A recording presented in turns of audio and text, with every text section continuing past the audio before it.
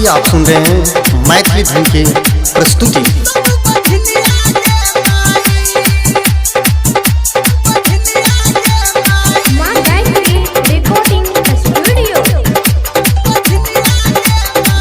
मारताना ई जमाना नन गोतनिया के माई, मारताना ई जमाना नन गोतनिया के माई।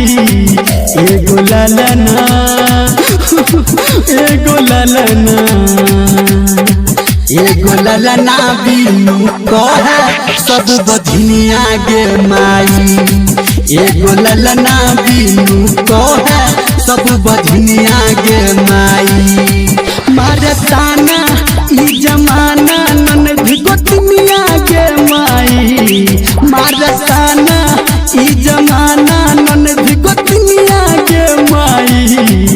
एगो ललना एगो ललना एगो ललना बिनु कहे सब बधनिया के माई। एगो ललना बिनु कहे सब बधनिया के माई। डीजे सुमित सतीश रैमा, सुमित सतीश रैमा, सुमित सतीश रैमा।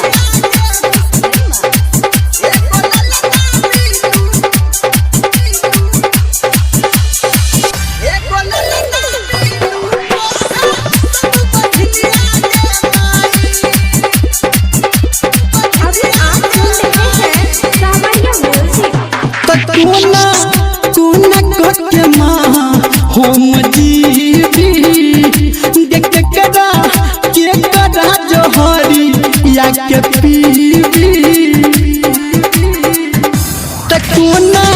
कोना के माँ हम जीवी देख करा के करा जोहरी या के पीवी। आप बुझन कियो हमारा नव कनिया के माई, आप बुझन कियो हमारा नव कनिया के माई। एगो ललना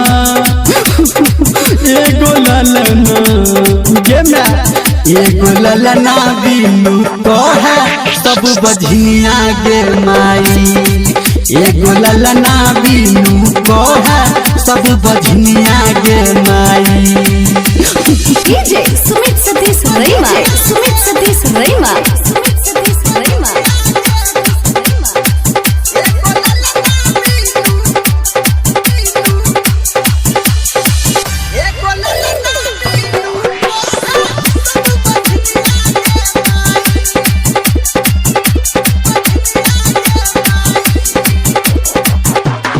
सैया कोहर छै कमैया परदेश में गे हम तो जीबै छी पगली के भेष में। कि सैया कोहर छै कमैया परदेश में कि हम तो जीबै छी पगली के भेष में। संजय गौतम धर्मेंद्र निर्मलिया के माई, राइटर कमलेश धर्मेंद्र निर्मलिया के माई।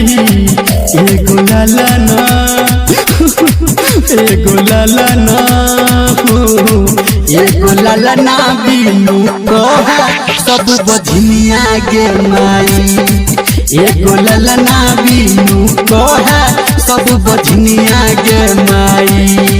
मारताना ई जमाना नन गोतनिया के माई, मारताना ई जमाना नन गोतनिया के माई। एगो ललना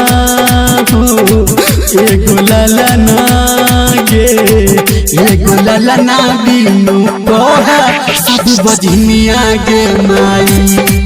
एगो ललना बिनु कहे सब बधनिया के माई। अभी आप सुन रहे हैं मैथिली धन की प्रस्तुति।